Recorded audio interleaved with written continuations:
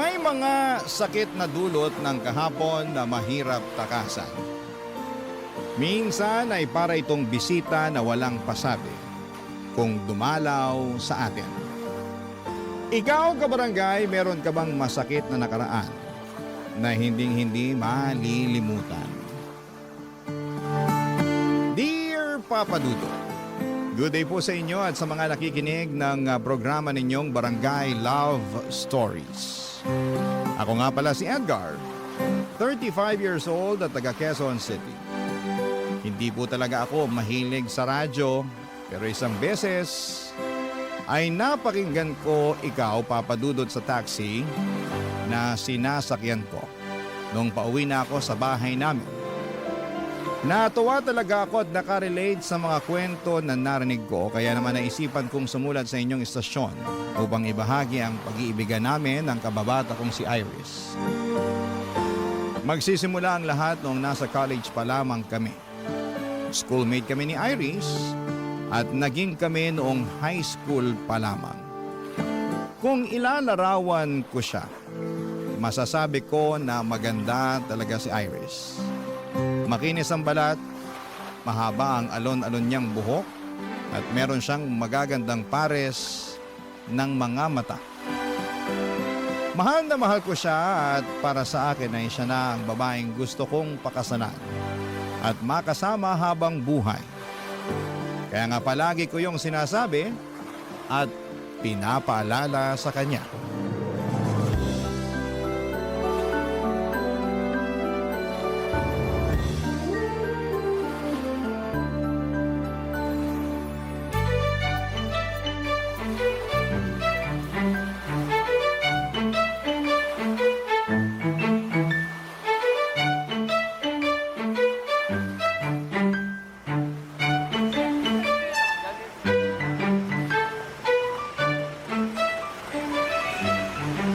Nagustuhan mo ba yung fishball sauce nila Manong dito? Ay oo, ang sarap. Naparami tuloy ako ng lagay kanina. Ayos lang yun. Kung gusto mo pa, magsabi ka lang ha. Libre ko. Naku, baka maubos naman yung allowance mo kakalibre sa akin ng fishball Sus! Mura lang naman yung fishball eh. Ayos na yun. Tsaka date natin to kaya ako ang taya. Thank you, pero marami-rami pa naman ako natusok kanina. Tingin ko ayos na to. Okay, sige. Kain ka lang. Salamat. Hayaan mo, sa susunod kapag nakagraduate na tayo at meron na tayong sari-sariling trabaho, ako naman ang manlilibre sa'yo. Siyempre, hindi porke ikaw yung lalaki, ikaw na dapat ang laging taya sa mga date natin. Ililibre mo rin ako ng fishball? Hindi lang fishball. Kahit anong masasarap at mamahaling pagkain na gusto nating kainin.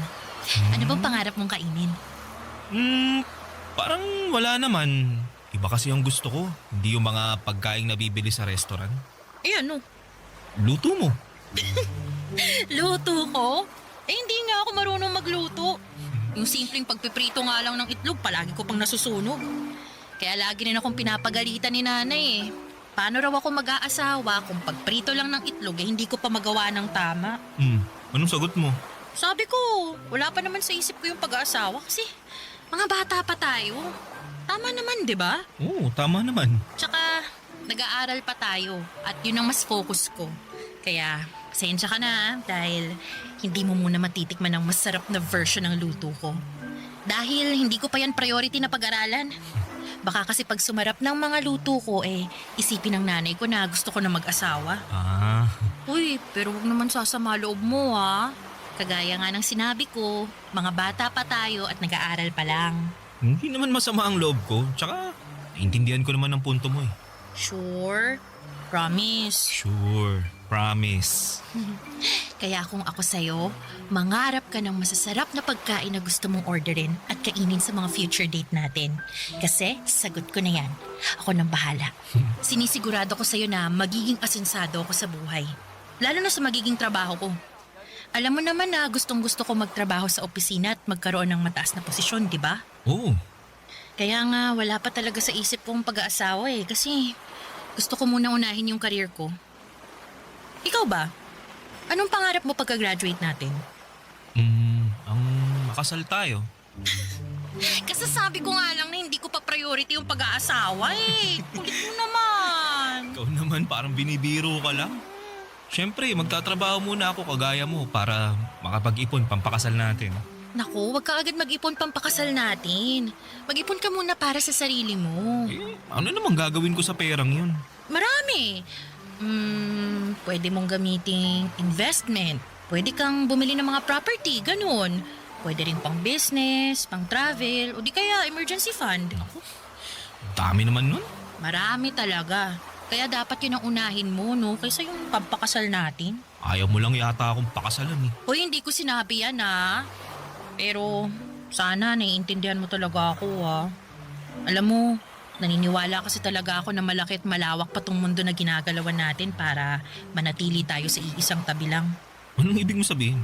Kasi kapag nagkapamilya na tayo, doon na lang tayo nakafocus. Lalo na sa mga magiging anak natin. Alagain kasi sila. Gusto ko naman makasal sa'yo at maging nanay sa mga anak natin sa hinaharap.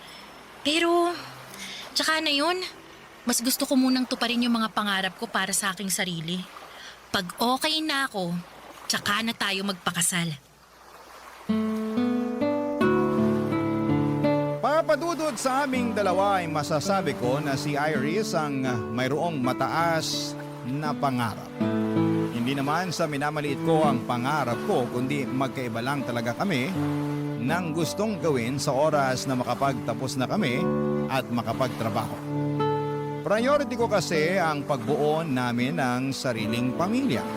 Samantalang si Iris ay gusto munang bumuo ng career, bagay na sinusuportahan ko rin naman. Hindi nga nagtagal ay natupad na nga ang isa sa mga pangarap namin ni Iris nang makapagtapos kami sa kolehiyo. At makalipas lamang ang isang linggo ay nabalitaan ko na may job interview na si Iris mula sa kumpanya na matagal na pala niyang inaplayan. Samantalang ako ay gusto munang magpahinga dahil nakakapagod mag-aral ng ilang taon. Noong natanggap ni Iris ang trabaho ay saka naman ako nag-apply ng mapapasukan. Hindi nagtagal, pareho na kaming may sariling trabaho at makaraan ng 2 taon ay nag-decide na kaming mag-live-in, Papa Dudut.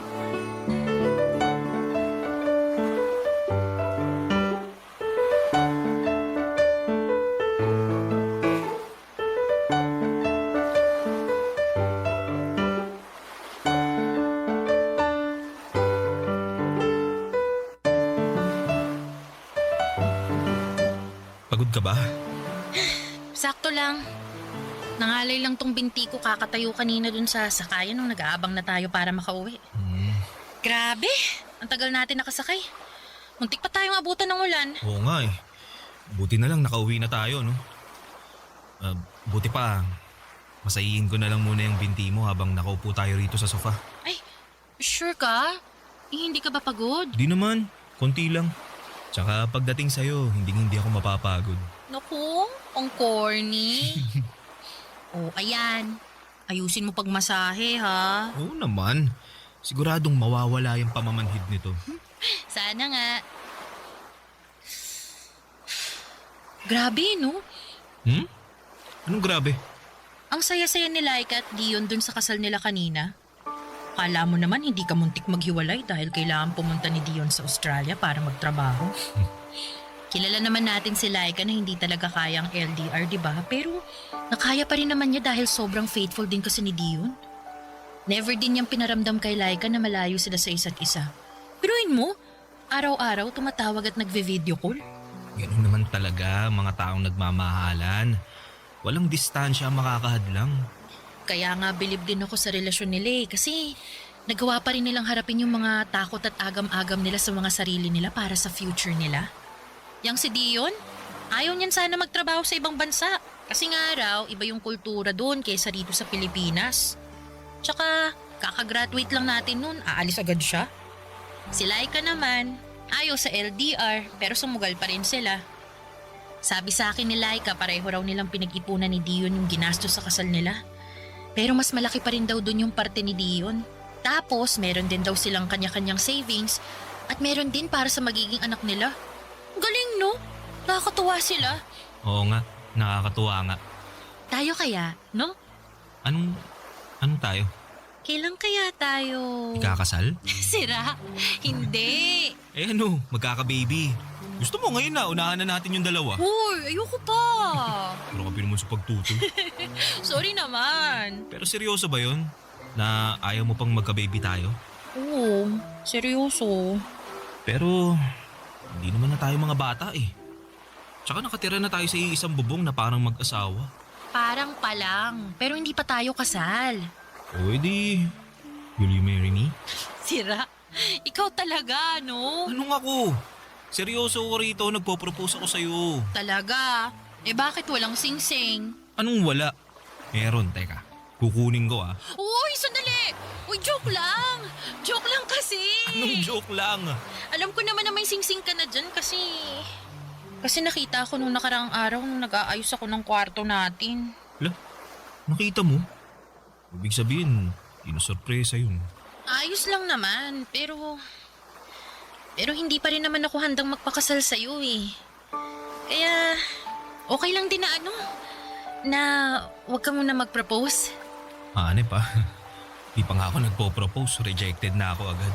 Hindi naman sa ganun, pero... Pero sana naiintindihan mo, Edgar. Naiintindihan ko naman na hindi ka pa handa na magkapamilya tayo. Tsaka, yung singsing na yun, andun lang naman yun.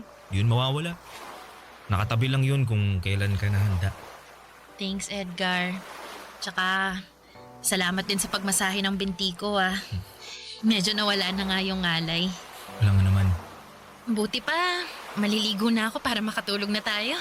Okay, sige. Lock mo yung banyo. Baka pasukin kita. Sira ka talaga.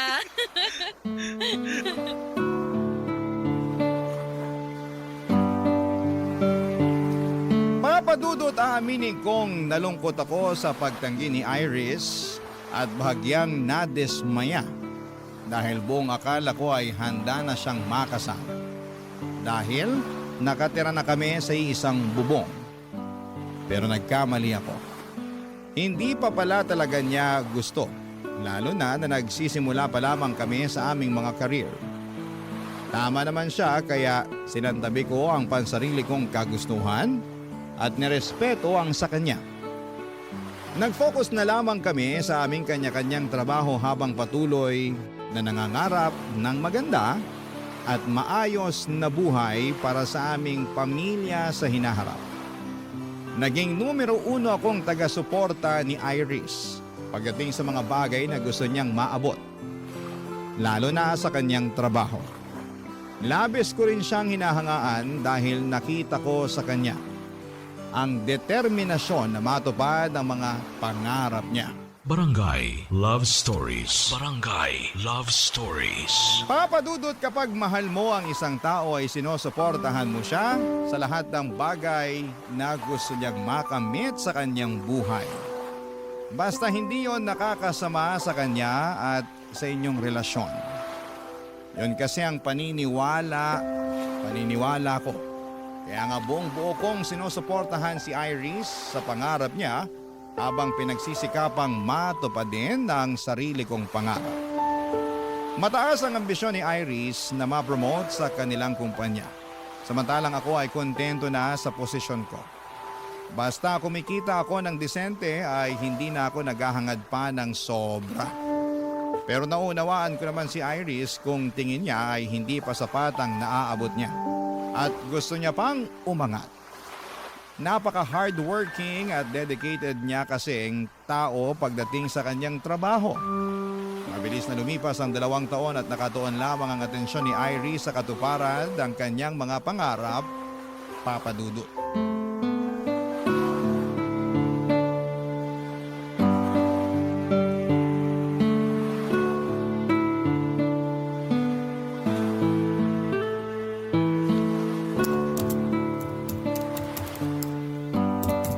Babe, kanina ka pa dyan sa harap ng laptop mo ah. Hanggang dito ba naman sa bahay? Nagtatrabaho ka pa rin? Grabe ka naman sa kanina pa. Mga 30 minutes pa lang naman ako nagtatrabaho ah. Tsaka, kailangan ko na kasing gawin to eh. Dahil baka matambakan ako pag sa opisina ko pa to ginawa. Eh wala ngang alam yung boss ko kundi magparash ng trabaho kahit nga hindi pa nakakasayad yung puwet ko sa upuan. Gaano pa ba katagal yan bago matapos? Di ko alam. Ano ba yan? Anong ano ba yan? Ano ba to? Trabaho ko nga. Alam ko, nakikita ko. Pero gusto ko lang naman napansinin mo ko dahil malapit na ako magselos dyan sa trabaho mo eh. Ano ka? Bata para magselo sa trabaho ko? Babe naman eh. Yung kasi ang pinapalabas mo eh. May paselos-selos ka pang nalalaman eh. May trabaho ka rin naman. Meron nga pero ginagawa ko lang sa opisina at hindi ko inuuwi dito sa bahay natin. So, anong pinapalabas mo? Masama na kahit hanggang dito sa bahay nagtatrabaho ako? Hindi sa ganun babe. Pero ang akin lang sana magkaroon naman tayo ng quality time. Yun bang tayo lang at wala kang trabahong ginagawa? Anong tayo lang? Eh magkasama naman tayo sa bahay ah. Hindi pa ba sapat yun? Iba naman yun eh. Paanong iba? Sige nga, ipaintindi mo sa akin kasi nabobo ko bigla eh.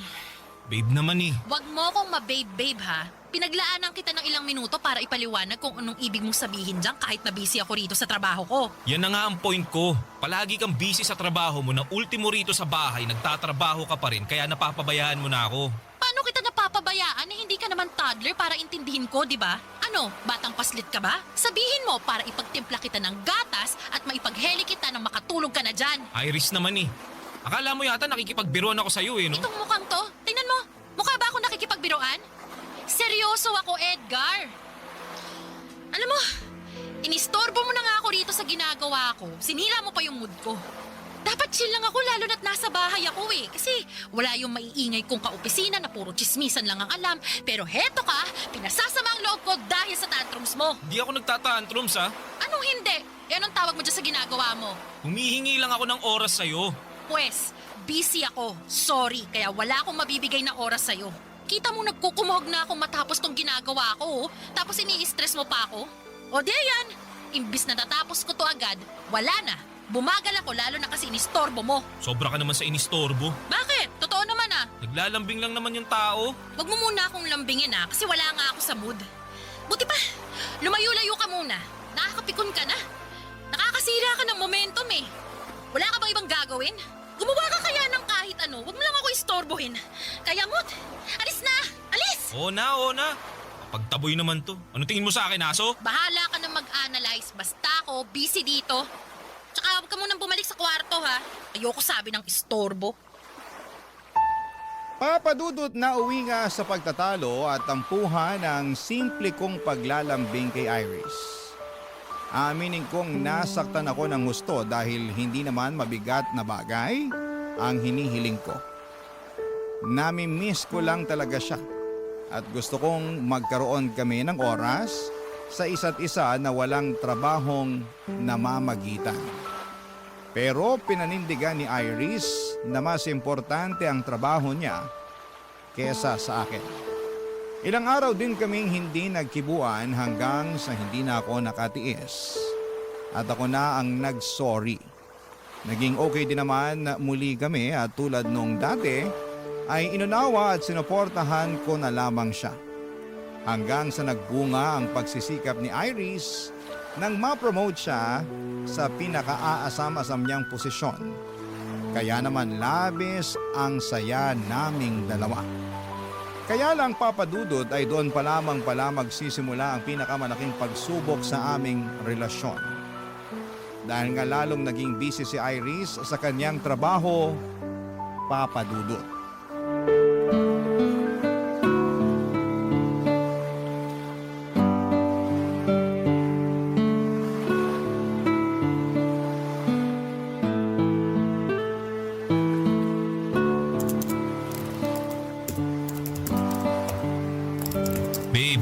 Bakit nakatuto ka na naman sa laptop mo? Nag-email kasi tong boss ko. May pinapagawa siya na kailangan ko rong maipasa ngayong araw. Kaya gagawin ko muna. Mamadali kasi yun lagi. Di ba pwedeng mamaya na lang yan? Mauhuli na tayo sa lakad natin eh. Hindi ka ba nakikinig? Nagmamadali lagi yung boss ko. Gusto niya may balik sa kanya kagad kung ano man yung pinapagawa niya. Sobra namang demanding yan. Rest day naman natin. Oo, pero ganun talaga. Sandali lang ba talaga yan? Tingin ko hindi kasi ang dami pala niyang email. Oy, naku. Huwag mo sabihin na gagawin mo lahat yan ngayon. As usual, trabaho ko to eh. Tsaka, kailangan magpag-good shot ako sa boss ko lalo na't kakapromote ko pa lang. Di mo naman kailangan gawin yan eh. Tsaka dapat marunong rumispeto yung boss mo sa personal mong oras. Kaya mo na. Ganun talaga ang mga boss eh. Tsaka sila rin naman, hindi uso yung personal na oras pag nagdedemand ang may-ari ng kumpanya. Kahit na, hindi naman tayo robot na nakaprogram lang para gumawa ng trabaho na iuutos nila. Tao tayo, no? Yung ka na naman eh. Ako na naman. Hindi mo na naman iintindihan yung trabaho ko. Palibasa, hindi mo maranasang maging busy sa buhay mo. Di naman yata tama na ikumpara mo yung trabaho ko sa trabaho mo. Hindi ko naman kinukumpara. Sinasabi ko lang kasi mukhang hindi naman tayo nagkakaintindihan eh. Nagagalit ka na naman eh. Akala ko ba proud and happy ka na na-promote ako? Proud and happy naman talaga ako. Pero may importante kasi tayong lakad ngayong araw, di ba? Papunta na nga sana tayo kung di lang nag-email sa'yo yung boss mo eh. Tingin ko, di na ako makakasama sa lakad natin. Ano ka mo? Paano na lang yung birthday party ni Mama? Tuloy pa rin naman yung kahit wala ako dun, di ba? Oo nga, pero hahanapin ka nila sa akin, Iris. Hintay lang ka na lang. Sabihin mo, busy o may emergency. Bala ka na. Basta, di na ako makakasama. Sus, anak naman ng toko. Kung ako sa'yo, lalakad na ako dahil baka magtaka yung mama mo kasi wala ka pa dun. Paano ako lalakad hindi nga kita kasama? Mapapatawad naman siguro ko ng mama mo kung hindi ako umattend ng birthday party niya, di ba? Pero yung boss ko, hindi. Kaya kailangan ko na talaga tong gawin. Sana maintindihan mo. Ako na lang ba palaging iintindi sa'yo? Gusto mo na lang ba palagi yung boss mo ang masusunod? Paano naman ako at yung gusto ko? Edgar, please. Huwag mo naman akong stressin, no. Dami-dami ko pang gagawin. Nakikita mo ba tong sangkatutak na email sa akin? Di ko nakasalanan yan. Ginusto mo naman yan eh. Tsaka bahala ka ma-stress dyan. Buti pa alis na ako. Kung ayaw mo sumama, diwag. Bahala ka sa buhay mo. Gawin mo na lang yung trabaho mo. Total, mas mahalaga naman yan sa'yo at mas mahal mo pa nga yata yan kaysa sa akin. Edgar naman eh. Huwag mo naman akong kontrolin. Pinagsasasabi mo. Di kita kinokontrol, no? Gusto mo na unahin ko yung ibang bagay kaysa sa trabaho ko na hindi hamak na mas importante. Paano hindi pag-control yung kung yung gusto mong masusunod? Kinukonsensya mo pa ako eh. Mukha namang wala kang konsensya eh. Kaya bahala ka na dyan, alis na ako. Edgar! Diyan ka na. Papa Dudut, hindi totoo na gusto kong kontrolin ang buhay ni Iris. Kaya naman naggalit ako nang sabihin niya sa akin ang bagay na yon. Sa katunayan ay mas kinokontrol pa nga siya ng trabaho niya. Kaya naman apektado ang aming relasyon. Pero hindi yon nakikita ni Iris dahil mas galit siya sa akin at para sa kanya ay sarili lamang ang iniisip ko. Pero hindi yun totoo dahil sinusuportahan ko siya at patuloy na sinusuportahan pa rin sa mga bagay na gusto niyang makamit, lalo na sa trabaho niya. Kaya bago pa kami mauwi sa matinding away ay nagdesisyon na akong umalis mag-isa. Samantalang si Iris ay nagpaiwan sa bahay para gawin ang mga trabaho niya. Siyempre hinanap siya ng parents ko. Pero nagdahilan na lamang ako na may nakakahawa siyang sakit kaya hindi ko na siya sinama pa. Naniwala naman sila pero pinayuhan nila akong umuwi ng maaga upang may makasama sa bahay ang aking nobya, Papa Dudut. Barangay Love Stories. Barangay Love Stories. Papa Dudut, hindi kami agad nagkaayos ni Iris matapos ang away namin yon. Tumagal pa ng 1 linggo bago kami nagpansinan. Sa katunayan ay bigla na lamang kaming nag-usap na parabang walang nangyari. Noong nagtangka akong pag-usapan namin ulit ang away namin ay agad sinabi ni Iris na kalimutan na lang daw namin yon. Kasi ayaw na niyang ma-stress pa. Pero ramdam ko na malaki na ang pinagbago ni Iris, lalo na sa pakikitungo niya sa akin. Oo, magkasama pa rin kami sa isang bubong at magkatabi sa kama pero mas gusto na lamang niyang nakatalikod sa akin kapag matutulog kami. Ayaw niya na hinahawakan, niyayakap o dinidikitan ko siya. Hindi na rin kami sabay kumain lalo sa hapunan dahil madalas na siyang ginagabi galing sa trabaho at kumain na raw siya. Pag rest day naman namin ay natutulog lamang si Iris maghapon para makabawi daw ng lakas. O di kaya ay lumalabas siya para makipagkita sa mga kaibigan niya. Kaya nga naisipan kong bumawi sa kanya sa pamamagitan ng pag-aasikaso sa kanya at pagluluto ng paborito niyang pagkain nang sa ganon ay unti-unti ko ulit makuha ang loob niya. Kaso ay hindi naman pinapansin ni Iris ang mga effort ko hanggang sa isang gabi ay kinausap niya ako.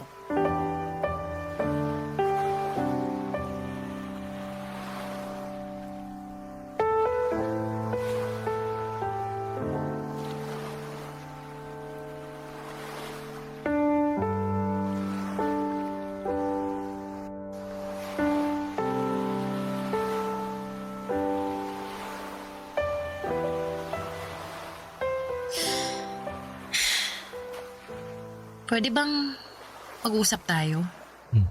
Nag-uusap na tayo ah. Ano pa bang klaseng pag-uusap yung gusto mo? Seryoso ako ah. Huwag mo kong pinipiloso po. Pagod ako galing sa trabaho mo nang dagdagan. Please lang. Kasalanan ko na naman. Ikaw lang naman yung nagpapakapagod sa trabaho mo na akala mo pamamanahan ka sa kumpanya nyo. Kaya ganyan ka umasta. Anong sabi mo? Akala mo ba hindi ko napapansin na simula nung na-promote ka, mas lalo ka nang naging busy? Kahit nga nandito ka sa bahay, hindi ka pa rin makausap ng matino. Dahil kung hindi ka nagtatrabaho, natutulog ka naman maghapon. O kaya nakatutok sa cellphone mo o lumalabas kasama yung mga kaibigan mo. Pati pa naman yung mga bagay na ginagawa ko para sa sarili ko, sinisita mo pa rin? Ako nga hindi nakikialam sa mga ginagawa mo eh. Kung may labas ka na kasama mga kaibigan mo, nakarinig ka ba sa akin ng reklamo? Wala naman, di ba? Wala nga. Kasi alam mo kung anong tingin ko? Ano? Na wala kang pakialam sa akin. Ano, tama ako no? Sagutin mo ako, tama ako no? Oo na! Oo na, tama ka! Wala na nga akong pakialam sa'yo at sa kung ano pang gusto mong gawin sa buhay mo. Bakit? Dahil kinain ka na ng sistema mo sa trabaho mo? Totoo, di ba? Sabihin mo. Dahil hindi na kita mahal. Anong sinabi mo? Hindi mo na ako mahal? Oo. Hindi na. Kailan pa? Matagal-tagal na rin. Bakit ngayon mo lang sinabi? Kasi nga, tinitimbang ko pa yung nararamdaman ko eh. Baka napagod lang ako, ganun. Na kapag pinahinga ko naman magiging okay tayo. Na manunumbalik ulit yung pagmamahal ko sa'yo katulad ng dati. Pero, hindi eh. Hindi na talaga at mas lumayo pa yung loob ko sa'yo tuwing nag-aaway tayo. Wala lang ako sinasabi pero naiipon na yun sa loob ko eh. Hanggang sa isang araw, nagising na lang ako. Wala na talaga. Ayoko nang subukang ayusin yung relasyon natin. Mas mabuti pa na maghiwalay na lang tayo. Maghiwalay? Oo, Edgar. Sorry pero sana maintindihan mo. Malayong-malayo na tayo sa dating tayo eh. Tsaka, tingin ko, hindi ko mabibigay yung pamilya na matagal mo nang gusto kasi nga, mas nakafocus ako sa career ko. Masaya naman ako sa ginagawa ko kaya naisasantabi kita. Na-realize ko na ang unfair ko sa iyo kasi pinaghintay kita ng matagal pero hindi pa rin pala sapat yun. Iris, please. Baka nabibigla ka lang. Pag-usapan muna natin to. Please. Hindi ako nabibigla. Seryoso na ako sa desisyon ko. Kaya, sana maintindihan mo yun. I'm really, really sorry, Edgar. I'm really sorry.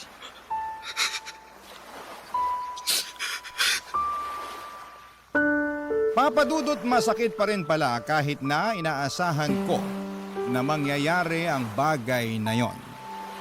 Hindi ko napigilang umiyak dahil para bang pinipiga ang puso ko sa tindi ng sakit. Nagmakaawa pa nga ako kay Iris pero ramdam ko talaga na ayaw na niyang ayusin ang aming relasyon. Kaya naman nagpaubaya na lamang ako. Siguro'y nagbago na lang talaga ang priority niya at hindi na ako doon kasama. Kaya nga kahit na malungkot ay kailangan ko yung tanggapin. Umalis na rin si Iris sa nirerentahan naming apartment at nakiusap siya na huwag ko na siyang kukulitin pa. Sa abot ng makakaya ko ay nirespeto ko ang kahuli-hulihan niyang hiling at nag-focus na lamang sa pag-move on. Papa Dudut, makalipas ang 9 na taon. Neto namang 2025 ay inadya ng kapalaran na magkita ulit kami ni Iris sa kasal ng common friend namin. At masasabi ko na kahit matagal na panahon na nang huli ko siyang nakita, ay hindi pa rin nagbabago ang itsura niya. Maganda pa rin siya katulad nung Iris na dati kong minahal, Papa Dudut.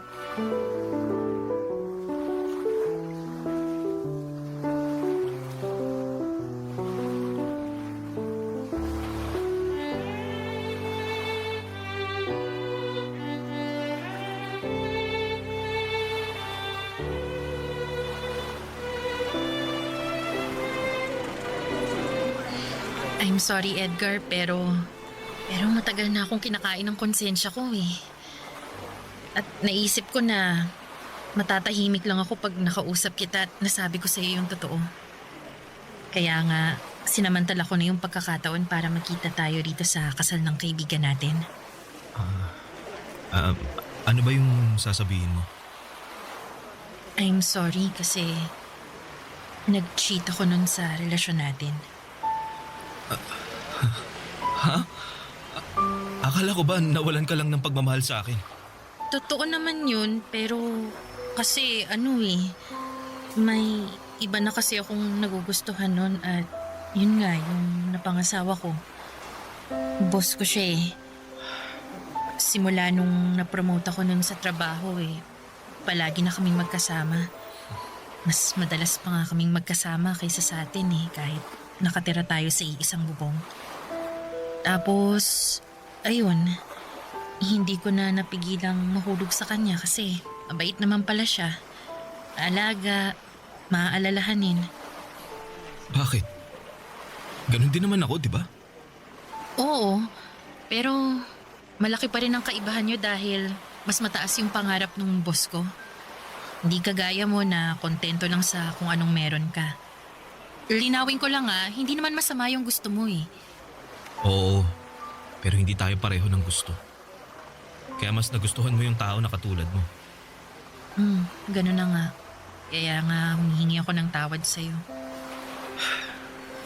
Matagal na panahon na rin naman ang lumipas. Hindi na natin maibabalik yung nakaraan. Siguro, meron din talaga akong pagkukulang. Kasi masyado akong nakampante sa mga gusto ko. Di naman sa ganun kasi sinuportahan mo naman ako Hinintay mo pa nga na maging handa ako pero ako lang talaga yung may problema. Hindi ako naging handa sa'yo pero sa iba naging handa ako. Kagaya nga ng sinabi ko nakaraan na yun. Ang mahalaga yung ngayon. Hindi naman ako galit sa'yo. Nagtatampo, oo. Pero hindi naman kita matitiis Salamat kung ganun. Tsaka marami ka rin namang itinuro sa akin na natutuhan ko sa buhay nung nagkahiwalay tayo. Doon ko sinimulang punan yung mga bagay na wala sa akin. Mas inayos ko yung sarili ko. Mas nag-focus ako sa career ko kasi naisip ko na kung magkikita tayo isang araw at nalaman mong hindi pa rin ako successful, baka ismaya ka sa akin. Ikaw talaga? Di mo naman kailangan gawin ang bagay na yan dahil sa akin. Gawin mo yan para sa sarili mo. Ginawa ko na nga. Pero tama ka na hindi ko na dapat isipin na para sa'yo yun dahil matagal naman na tayong tapos Oo. Pero ano ba yung sinabi mo kanina tungkol sa asawa mo kaya hindi ka okay? Bakit? May nangyari ba? Meron. Kamamatay lang kasi niya nitong January dahil sa cancer. Kaya nga nasabi ko na medyo hindi pa ako okay. Ganun ba? I'm sorry at condolence. Ikaw, kumusta ka na? Single ka pa rin ba o may sarili ka ng pamilya? Meron na. May asawa na ako at 2 anak. Ganun ba? Oo. Kaya nga nasabi ko kanina na hindi ko na dapat isipin kung anong sasabihin mo sakaling magkita tayo ngayon. Kung successful ba ako o hindi. Kasi mas dapat kong isipin kung ano ang sasabihin ng pamilya ko. Lalo na ng mga anak ko. Kaya dapat maging successful ako para sa kanila.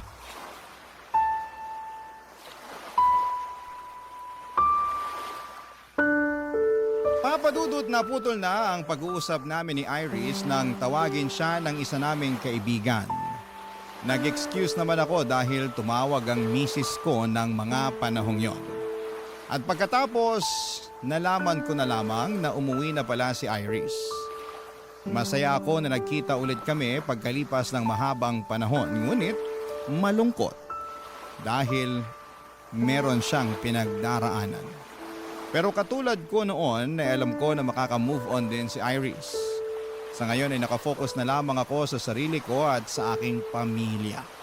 Wala akong ibang hangad kundi ang mabigyan sila ng maayos at komportabling buhay. Matagal na kaming tapos ni Iris at ang sulat ko na ito sa inyong programa ang magpapatunay noon. Maraming salamat po Papa Dudut sakaling mapili po ninyong i-ere ang istorya ng buhay ko sa Barangay Love Stories. Sana'y marami sa mga kabarangay natin ang nakarelate sa aking kwento. Lalo na yung mga kapwa ko dyan na iniwan sa ere. Huwag kayong mawala ng pag-asa dahil makakausa din kayo. Ang inyong forever, kapuso, at kabarangay, Edgar. Kwentuhan naman tayo dito sa comment section. Ang mga kwento ng pag-ibig, kwento ng buhay, at kwento ng pag-asa dito sa Barangay Love Stories.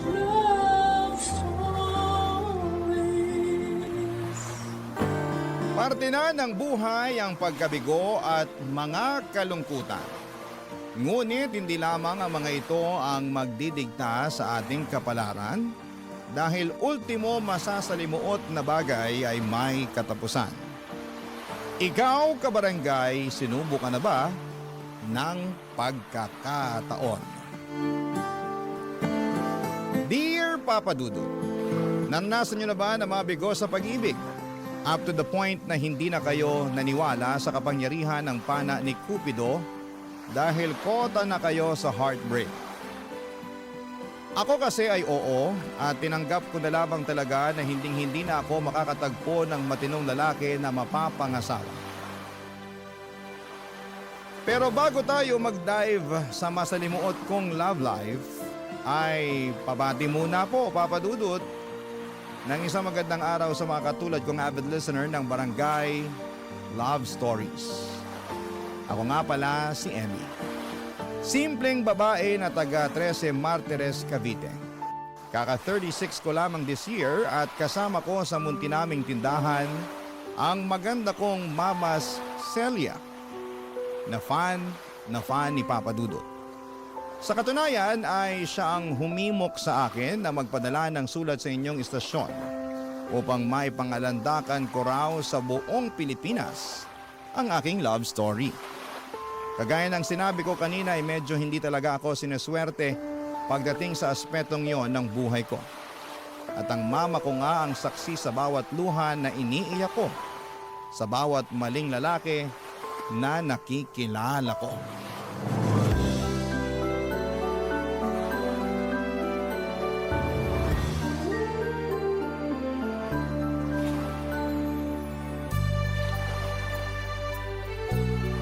Grabe, Chiki! Ang galing mo talaga mag-organize ng surprise birthday party.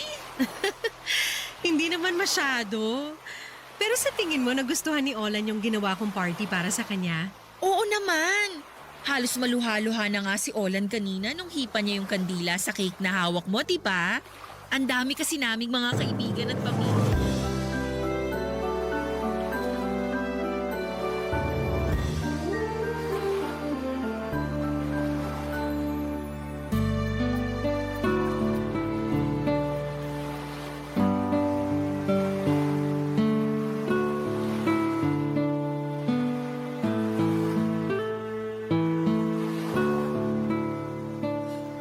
Tapos ayun, nagkahulihan na kaming tatlo.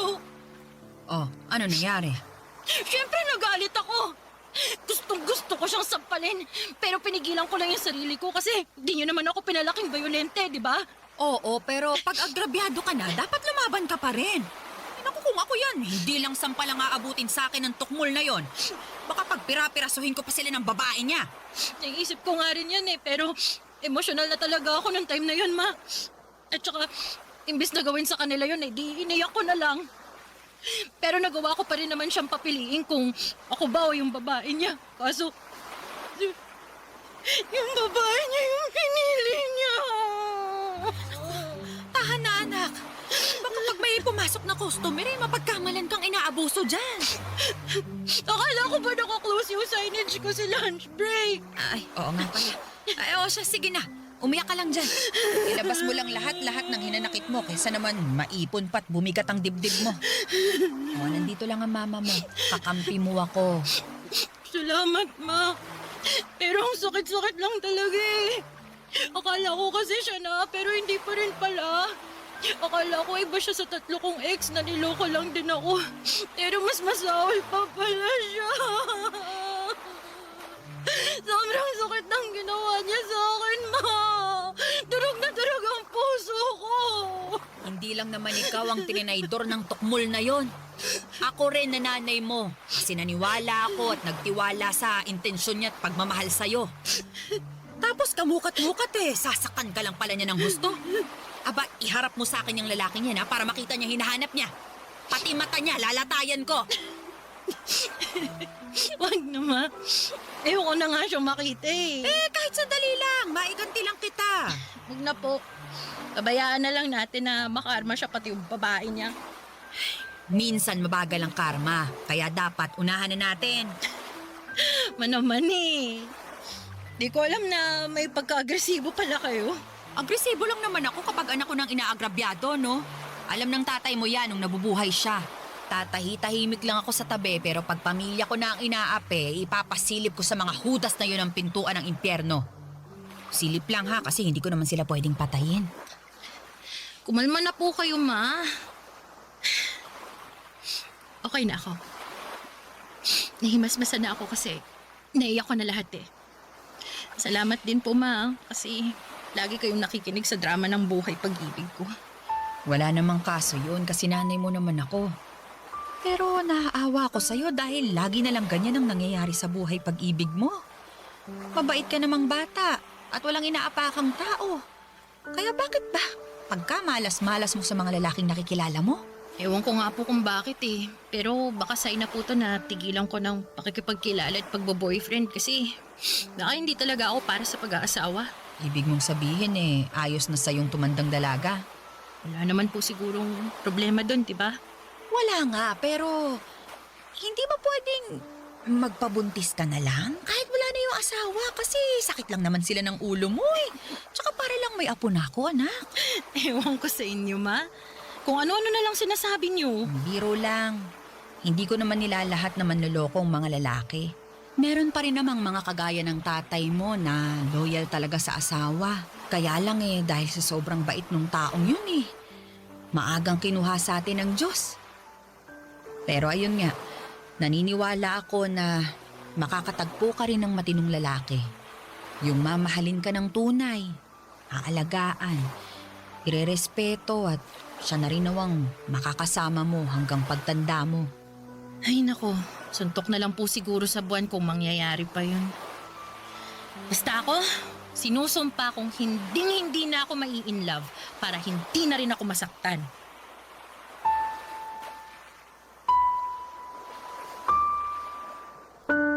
Papa Dudut, that was 2017 before pandemic. 28 years old na ako noon at counting split at tumbling na lamang ay malapit nang lumagpas sa kalendaryo ang aking edad. Naka-4 na boyfriend na rin naman ako simula makapagtapos ako sa kolehiyo pero lahat sila ay may common denominator. At yon ay ang pagiging unfaithful nila.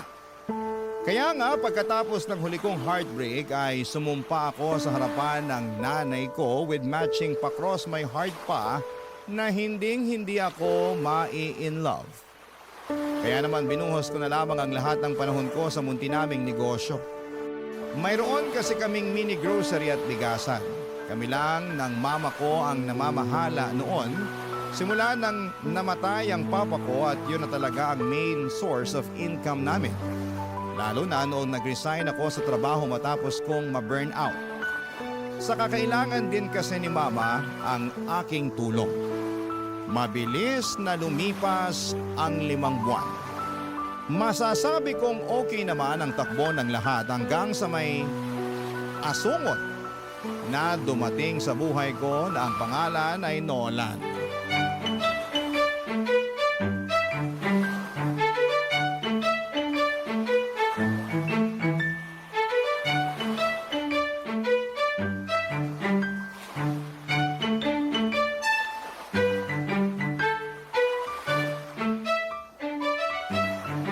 Pabili po ako ng soft drink, tenderang maganda.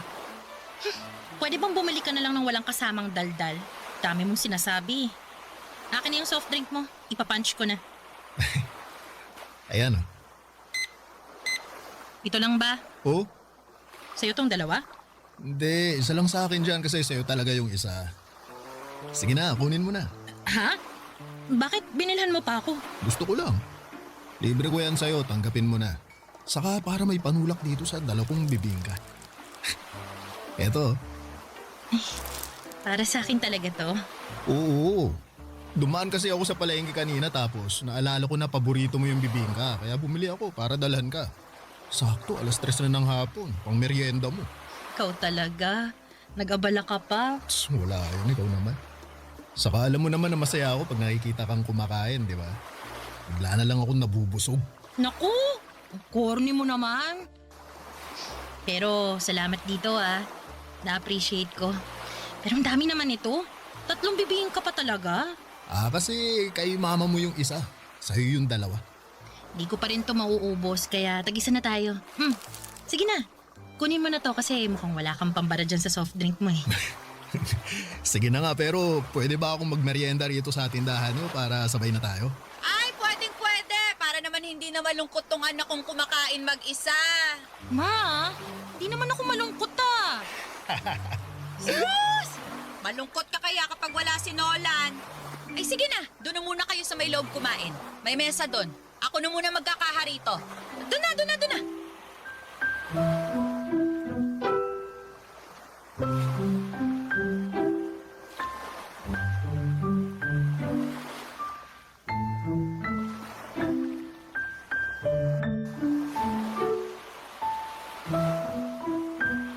Ma, kayo na mag-closing? Okay na kayo rito?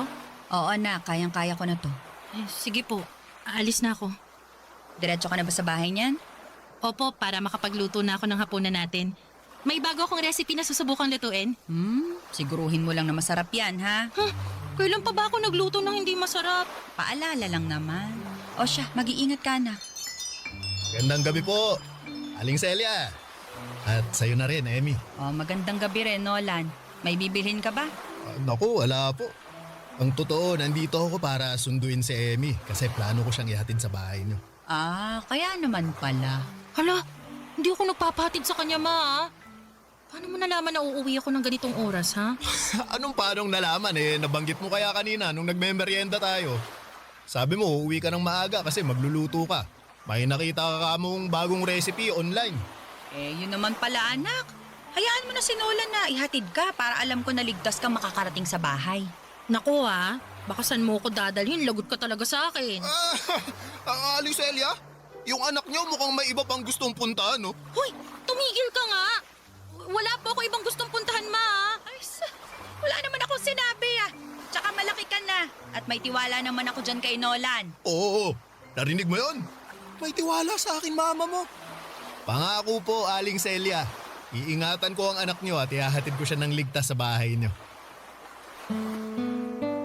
Papa Dudut, nagtatrabaho si Nolan bilang construction worker sa isang commercial building na ginagawa di kalayuan sa aming tindahan.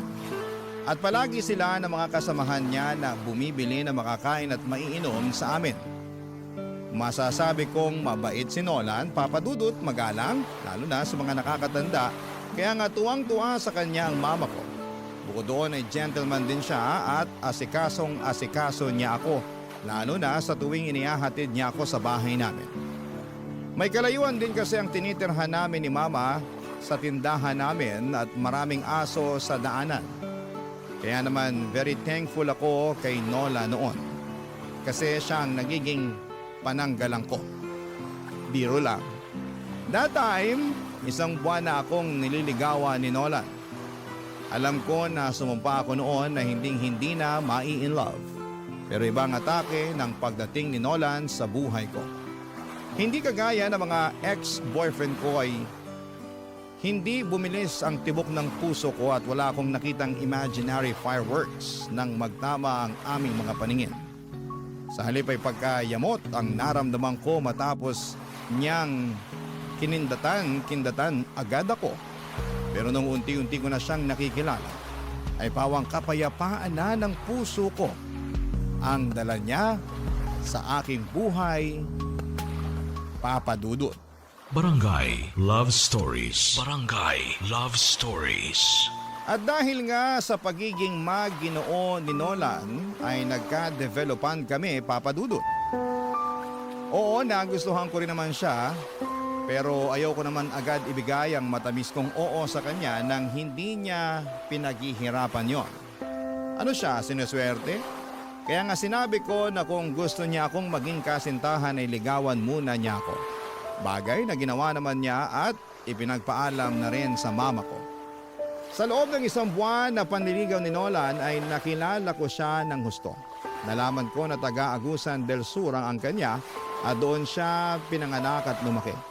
Pero dahil sa hirap ng buhay ay sumama siya sa kanyang tiyuhin noong lumawas ito sa Maynila. Bago siya naging construction worker ay marami na ring trabaho ang pinasok ni Nolan, pero dahil sa kontraktual lamang siya, kaya panandalian lamang ang mga ito. Sa totoo lang ay walang kaso sa akin ang pagiging construction worker niya, pero sa ibang tao ay meron, Papa Dudut.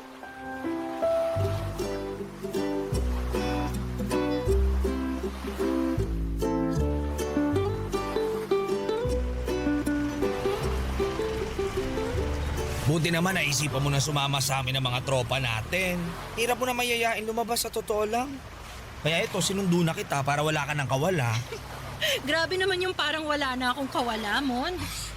Pero mas grabe ka kasi daig mo pa yung artista sa hirap mong hanapan ng bakanting oras para mailabas. Miss ka na namin kakwentuhan, no? Miss ko na rin naman kayo. Kaso, alam mo naman na walang katulong si Mama sa tindahan namin, di ba?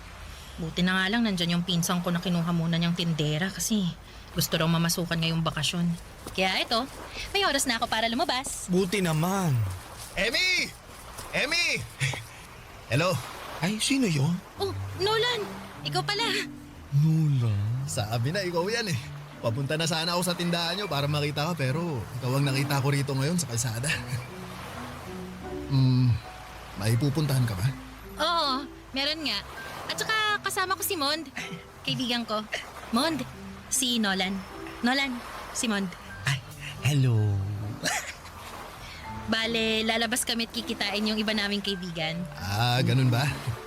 Sayang, may dala pa naman ako suma, no? Merienda sana natin eh. Naku, sensya ka na ha. Ikaw na lang muna magmerienda mag-isa. Sa susunod na lang tayo kumain ng sabay. Ah, sige, sige. Basta mag-iingat kayo at enjoy sa labas nyo, ha? Salamat. Balik na ako dun sa mga kasamaan ko. Sila na lang sabayan kong magmerienda. Okay, bye. Bye!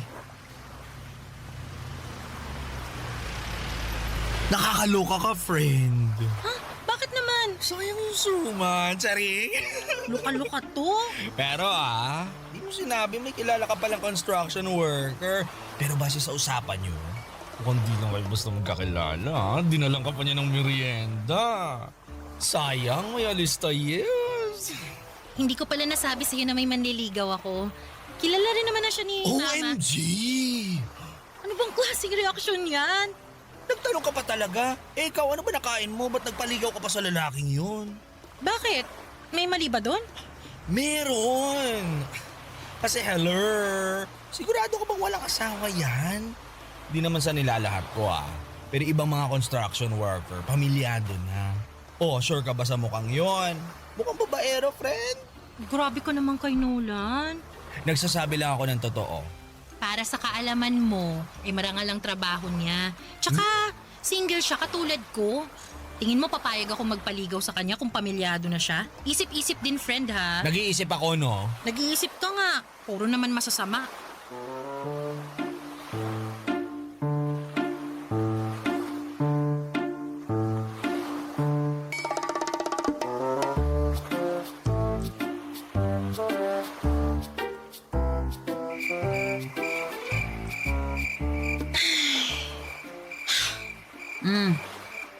Kanino ko pa napapansin yung pagbubuntong hininga mo dyan, anak ka? May problema ba? Wala naman po, ma. Hindi ako naniniwala na wala, kaya sabihin mo na sa akin. Makikinig ako. Salamat, ma. The best talaga kayo. Tipong wala pa akong sinasabi, pero ramdam niyo nang may pinagdadaanan ako. Eh ano pat anak kita at nanay mo ko, di ba? Ano ba kasing nangyari? May problema ba kayo ni Nolan? Wala po kaming problema ni Nolan. Ang totoo, gusto ko na nga po siyang sagutin eh. Kaya lang, nagdadalawang isip ako. Sabi kasi ng mga kaibigan ko, wala raw akong future sa kanya. Dahil ganun lang yung trabaho niya. Kesyo ano raw ba tinapos ni Nolan? Tapos pinagpipilitan pa nila na babaero daw yung mga nagko-construction. Sabay hirit na hindi naman daw nila nilalahat. Saan ka ba nagdadalawang isip? Sa sinabi nila tungkol kay Nolan? Tapos na-realize mo na tama sila? O sa pagmamahal mo dun sa tao kahit na kasasabi mo lang na gusto mo na siyang sagutin? Hindi naman po sa nagdadalawang isip ako. Katunayan, sigurado po ako na mahal ko na si Nolan. Alam ko na gusto niyo rin naman siya para sa akin kasi mabait siya, gentleman, marespeto at makikita niyo talaga na mahal niya ako. Oo nga. Kaya lang, nalulungkot lang talaga ako dahil ganun yung tingin sa kanya ng ibang tao. Lalo na ng mga kaibigan ko. Ibig mong sabihin, nag-aalinlangan ka kasi ano na nga lang ba ang sasabihin ng iba sakaling sagutin mo siya. Tama? Ganun na nga po, ma. Pero hindi naman silang nasa relasyon, anak. Kayong dalawa ni Nolan. At wala naman silang alam sa mga bagay na nagawa at naiparamdam sa'yo ni Nolan. Kung may alaman sila, mababaw lang. Kakaunti, kumbaga. Kasi ikaw yung lubos na nakakakilala sa kanya. Dapat talaga tinitikom na lang nila ang mga bibig nila kung wala naman silang mabuting sasabihin. Maling-mali ang manghusga lalo na kung ang basehan lamang nila itsura at estado ng isang tao. Hindi naman tayo pare-pareho ng kapalaran. Kaya anak, kung mahal mo si Nolan, huwag kang matakot ituloy anuman ang meron kayo. Kasi ang importante, masaya ka. Masaya kayo. Yun lang ang isipin mo at wala nang iba.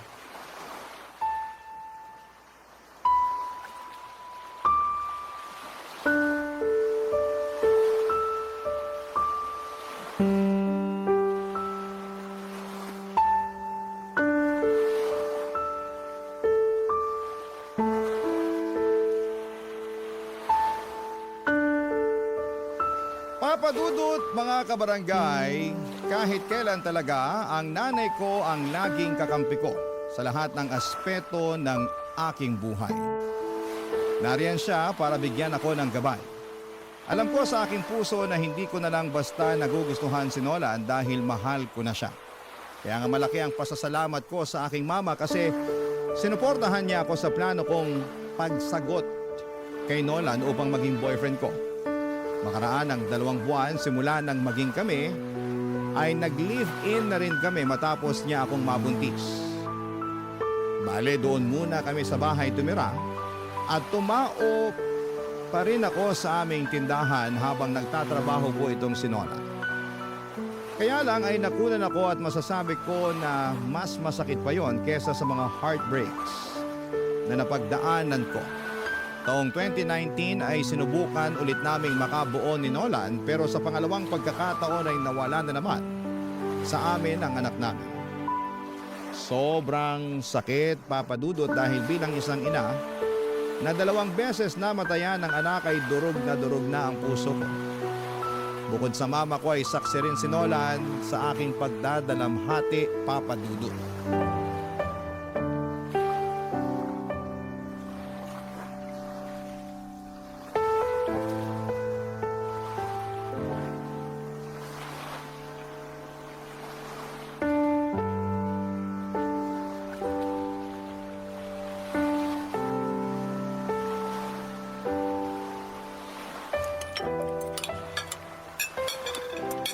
Oh, bakit hindi ka kumakain, mahal? Ang sarap-sarap ng luto kong sinigang, di ba? Paborito mo yan? Oo nga, pero hindi ko malasahan eh. Nako, ay sakit ka ba? Wala. Pero wala lang din akong ganang kumain. Di nga ako gutom kaya matutulog na lang siguro ako. Uy, teka. Mamaya ka na umalis, mahal. Bakit ba? Anong bakit ba? Kanina ka pa hindi kumakain tapos sasabihin mo hindi ka nagugutom? Totoo namang hindi pa ako nagugutom. Sa lagay marunong ka pa sa tiyan ko. Hindi naman sa nagmamarunong ako pero bakit ka ba kasi naiinis dyan? Nagtanong ka pa. Sinong hindi maiinis sa kakulitan mo? Saan ka nakakita ng pinakain kahit busog? Sige nga. Nag-aalala lang naman ako sa'yo bilang asawa mo. Pwes hindi ko kailangan ng pag-aalala mo. Kaya kong sarili ko. Oh, bakit ka ba sumisigaw? Nakakainis ka kasi! Alam mo, buti pa maghiwalay na tayo. Ha? Ano bang sinasabi mo dyan? Sabi ko maghiwalay na lang tayo. Kasi wala namang saysay yung pagsasama natin dahil wala tayong anak. Diba? 2 beses na akong nakunan. Ibig sabihin, walang kakayahan ang lintik na matres na to na magdala ng bata. Kaya laging nalalaglag at nawawala sa atin. Kaya naisip ko na baka ayaw talaga tayong bigyan ng anak. Kaya nga hiwalayan mo na lang ako para makahanap ka ng babaeng kaya kang gawing tatay.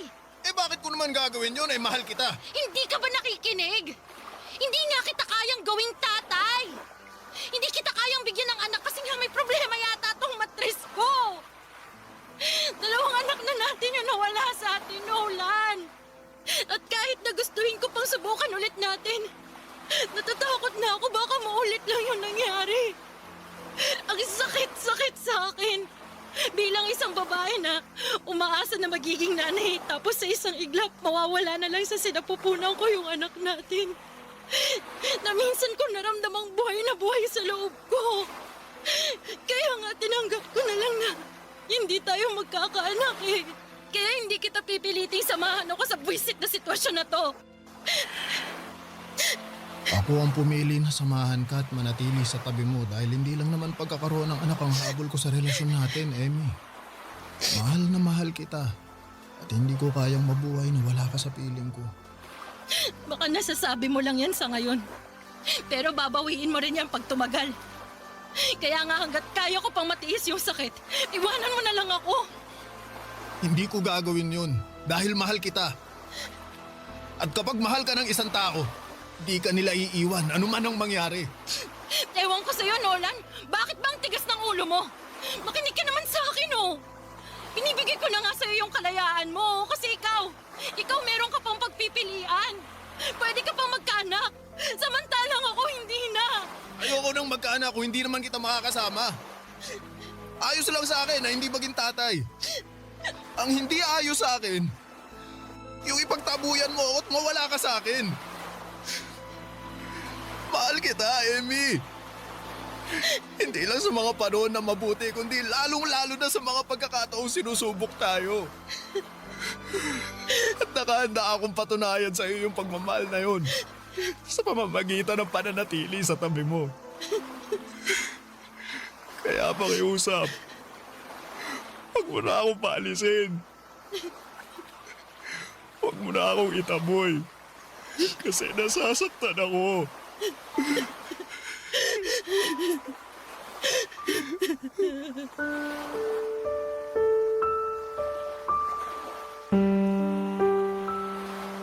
Papadudot kahit kailan ay hindi ko pinagdudahan ang intensyon at pagmamahal sa akin ni Nolan. Alam ko na malinis yon at mapagkalinga.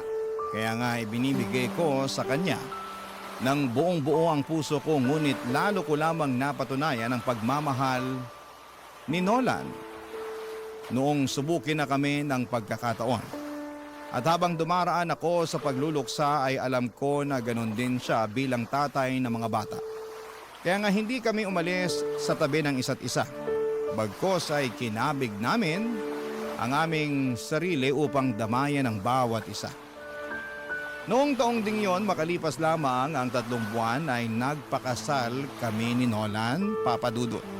Simple lamang ang naging seremonya at sa Huwes lamang kami kinasal. Kaunti lang ang aming bisita at walang masyadong naganap na programa sa reception. Ngunit ipinangako sa akin ni Nolan na hindi niya ako iiwanan habang buhay at pakamamahalin. Barangay Love Stories. Barangay Love Stories. Papadudot dahil nga kasal na kami ni Nolan ay pangarap na naming makapagbukod ng bahay. At kahit na ibig sabihin noon ay maiiwang mag-isa ang mama ko sa tinitirhan namin, ay muli pa rin niyang sinuportahan ang desisyon naming mag-asawa. Pero dahil wala pa kaming sariling bahay ay nagrenta muna kami ng apartment na malapit lang din sa tindahan namin na pinapasukan ko, Papa Dudut. Tulad ng dati ay nagpaka-busy ako sa pagtatrabaho at kinuha ko na rin yung pagkakataon upang libangin ang aking sarili. Pag-uwi ko naman sa apartment namin ay nag-asikaso ako ng hapunan namin ni Nolan. Masasabi ko na napakasipag ng Mr. Kung yon dahil halos siya na ang kumikilos sa paggawa ng mga gawaing bahay pagkatapos namin kumain at bago matulog.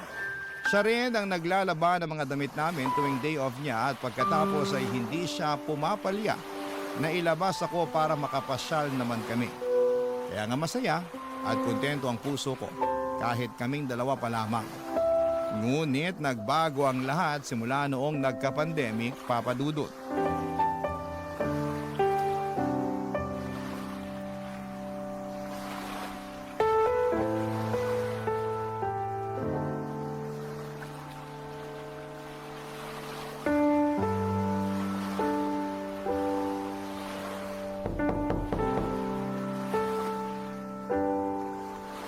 Nandiyan na!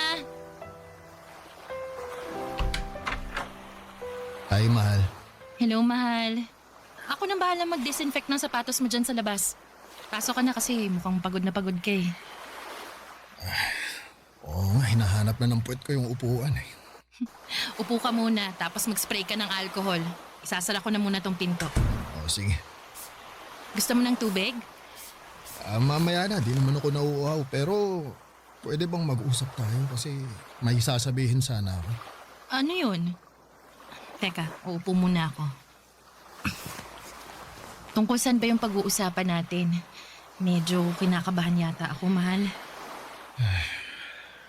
Pasensya ka na ha.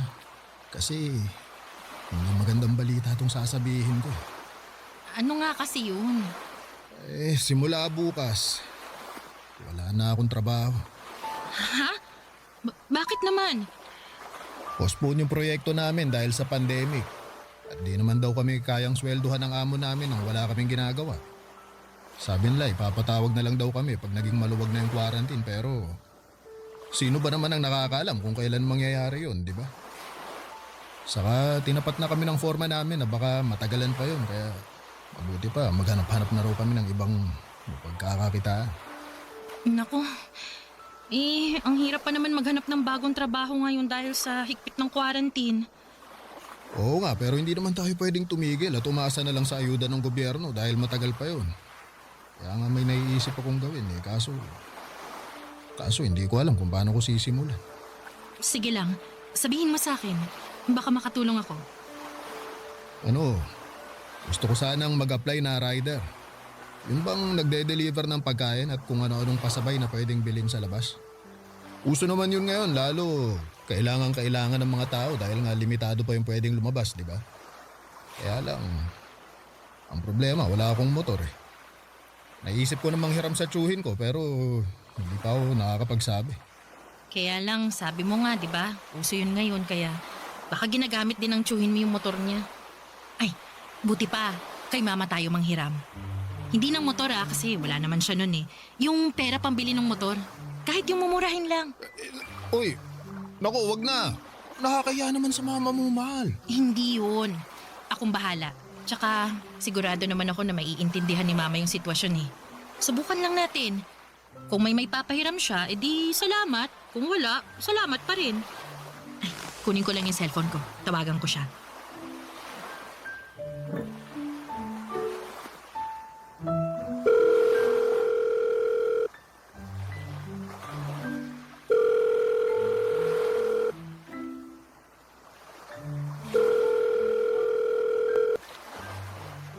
Hello, Nak. Hello, Ma. Kumusta po kayo? Ayos naman ako dito. Eh, kayo ba dyan? Nako, ayos lang din naman po pero may problema kasi kami. O ano yun? Nawalan po ng trabaho yung asawa ko gawa nitong pandemic. Pero plano niya sanang maging delivery rider. Kaya lang, alanganin kami kung makakahiram siya ng motor sa tiyo niya. Kasi nga, baka ginagamit din nun, di ba? Tama naman. Naisip ko, baka pwede kaming mangutang sa inyo ng pambili ng motor, ma. Babayaran din naman namin paunti-unti para lang merong magamit si Nolan. Mahal, pwede ko bang kausapin si Mama? Excuse me lang po, ma. Kausap ko na siya, mahal. Sinabi ko na sa kanya yung sitwasyon. Narinig ko naman yun, pero ako nang kakausap sa kanya. O sige, ito na yung cellphone ko. Salamat. Hello po, Ma. Oh, hello, Nolan. Pasensya na po kayo kung kailangan naming mangutang sa inyo ni Amy. Kung meron lang naman. Pangako, babayaran din po na namin kayo. Meron naman akong naitatabi dito at payag din ako na ipahiram sa inyo. Tsaka huwag ka nang humingi ng pasensya dyan dahil hindi naman natin kontrolado ang sitwasyon.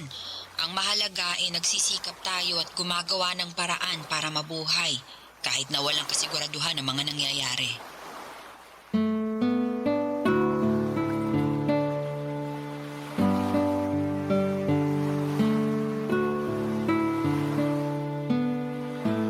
Papadudot malaki ang naging epekto ng pandemic hindi lang sa amin ngunit sa karamihan ng mga Pilipino na naghahanap buhay. Naparalisa talaga nito ng husto ang kabuhayan natin ngunit hindi nawala ng pag-asa ang asawa ko dahil madiskarte siya. Malaki rin ang pasasalamat ko sa aking nanay na nagpahiram sa amin ng pera upang maipambili niya ng motor na siyang ginagamit niya sa pagdi-deliver. Sobrang sipag at tiyaga ng asawa ko sa ginagawa niya. Kaya bilib na bilib ako sa kanya. Laging sinasabi sa akin ni Nola na gagawin niya ang lahat. Maibigay lang sa akin at sa magiging anak namin ang aming pangangailangan. At nakita ko talaga kung gaano siya ka-dedikado at ka-determinado. Bagay na lagi kong pinagmamalaki sa mama ko.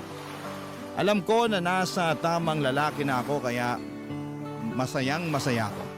Isang gabi habang malakas ang buhos ng ulan, sa labas ay mayroong nangyari na masasabi kong nagpabago ng husto sa buhay naming mag-asawa, Papa Dudut.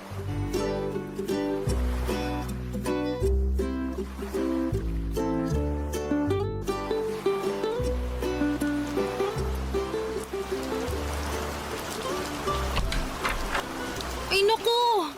Basang-basa ka na sa ulan, mahal. Oo nga eh. Ang lakas, hindi kinaya ng kapote ko kaya umuwi na lang ako. Sayang tuloy yung extra na kikitain ko. Hayaan mo na muna yun kung ganyan naman kadelikado sa labas. Tsaka siguradong wala rin namang o-order dahil maaawa naman sila sa mga rider na susuong sa napakalakas na ulan na yan, no? Ay, teka. Kuha ko ng tuwalya para makapagpunas ka na.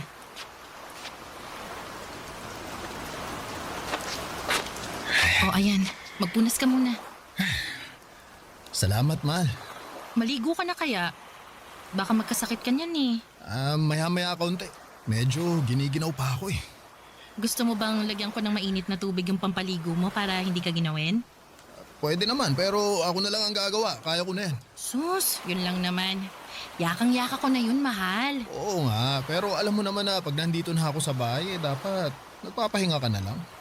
Ikaw talaga, oh. Kontratuhin mo ko eh, para akong Reyna kasi halos hindi mo na ako pinagagawa ng gawaing bahay pag nandito ka. Alam ko rin kasi na kapag wala ako rito, marami kang ginagawa na gawaing bahay. Tapos nagluluto ka pa ng pagkain natin at inaasikaso mo pa ako, kaya syempre alam kong pagod ka. Pero gawain naman talaga ng mga asawang babae yun, di ba? Ang maglinis ng bahay, paglutuan ng pagkain, at asikasuhin ang asawa nilang lalaki. Oo, pero kapag kaya naman ng mga asawang lalaki, sila na ang gumawa. Hindi naman pambabae lang na gawain ang mga gawaing bahay, di ba? Kaya stay put ka lang dyan. Magpahinga ka at ako na ang mag-iinit ng tubig maya-maya. Oo, sige. Pero hindi naman ako pagod ngayon eh. Hindi ako masyadong gumawa ng gawaing bahay, mahal. O mabuti yun kasi nung isang araw naglampaso ka ng sahig at nagkuskus ng mga dumi-dumi dyan sa pader natin. Oo, kasi alam mo namang ayoko sa marumi. Kaya nga. Pero may rason talaga kung bakit hindi ako nagpapakapagod ngayon. Kahit na may mga gawaing bahay pa akong dapat gawin. Oh, teka, bakit? May sakit ka ba? Masama pakiramdam mo kaya hindi ka nagkikikilos? Hindi O, kalmahan mo lang. Wala akong sakit, pero tama ka na masama ang pakiramdam ko simula pa kaninang umaga. Sa katunayan, pabalik-balik nga ako sa lababo kasi naduduwal ako. May nakain ka bang nagpasama sa sikmura mo? Saka hanggang ngayon ba? Masakit ba yan tiyan mo? Sabihin mo sa akin, mahal, para itatakbo na kita sa ospital agad. Kasasabi ko lang na kalmahan mo, di ba? Paano ako kakalmay ka mo? Nagsusukat, naduduwal ka. Teka ha? Anong nasa isip mo? Pwedeng mali pero baka lang naman tama. Sige, ano nga yun? Buntis ka ba? Ako, sagutin mo na, mahal. Para kung hindi, itatakbo na talaga kita sa ospital. Hoy! Hindi mo na kailangan gawin yun kasi ayos lang naman ako. Tsaka, oo, tama ka nga kasi buntis ako. Magiging tatay na ako! Ang saya-saya ko! Ako rin naman, mahal. Masayang-masaya rin ako pero hindi ko pa rin mapigilang mag-alala kasi baka maulit lang ulit yung mga nangyari dati. Natatakot ako pero mas nananaig pa rin yung kasiyahan kasi nga magkakaanak na tayo. Amy, natatakot din ako pero ipagpasa Diyos na lang natin ang lahat. Gawin pa rin natin yung makakaya natin para maalagaan natin si baby habang nasa tiyan mo pa. Pero syempre, kagustuhan pa rin ng Diyos ang masusunod. Oo, alam ko, mahal. Basta tanggapin na lang natin ano man yung mangyari. Pero umasa pa rin tayo na sa pagkakataong to Sana mabigay talaga sa atin ng Diyos yung regalo na matagal na nating hiling. Oo nga, mahal. Sana nga.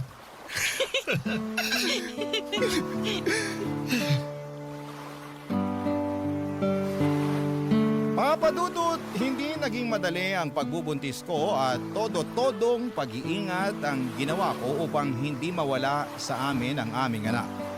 Kaya nga masayang-masaya kami ni Nolan nang hayaan ng Diyos na mabuhay ang anak namin at ligtas ko siyang maisilang. Labis-labis ang pasasalamat namin ni Nolan sa kanya dahil tinupad niya ang matagal na naming kahilingan, ang maging ganap na magulang. Marami akong natutuhan sa buhay na gusto kong i-share sa mga kabarangay natin sa sulat kong ito. Nasa kabila ng lahat ng mga kabiguan na pinagdaraanan natin, ay meron pa rin pagtatagumpay na kahit gaano katagal ang ating hinihintay, pinagkakaloob yon sa atin ng may kapal sa tamang panahon. Kagaya na lamang ng baby namin ni Nola na matagal ding naming hiniling. Mayahalin tulad ko siya sa isang espesyal na padala ng Diyos dahil siya ang regalo niya sa amin. Hanggang dito na lamang po ang sulat ko, Papa Dudut. Maraming salamat. Sakali pong mapili po ninyong i-ere sa Barangay Love Stories ang aming kwento. God bless and more power sa inyong istasyon. Ang inyong kapuso at kabarangay forever, Emmy. Nakakaantig naman talaga ang ating kwento. Ikaw ba, kabarangay? Nakarelate ka ba sa story natin ngayon? Kwentuhan naman tayo dito sa comment section.